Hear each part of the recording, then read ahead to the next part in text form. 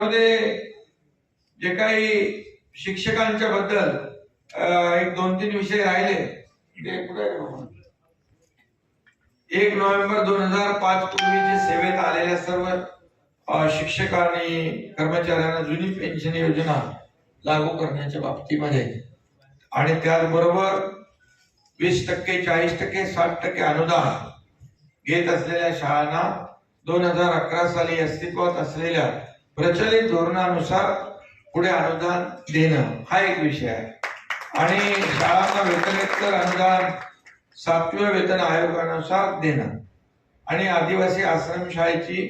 कामकाजाची वेळ 11 ते 5 मला त्यांनी त्याविषयी चर्चेमध्ये देखील सांगितलं आणि मी आपल्याला एवढंच सांगतो, जास्त काय मी भाषण करत नाही मोठं, पण आचारसंहिता संपल्यानंतर सकारात्मक दृष्टिकोनातून सोडवू आणि आपल्या या सर्व मागण्यांना त्यामुळे काही असं काय ते वावग मागण्या आपल्या नाहीये त्यामुळे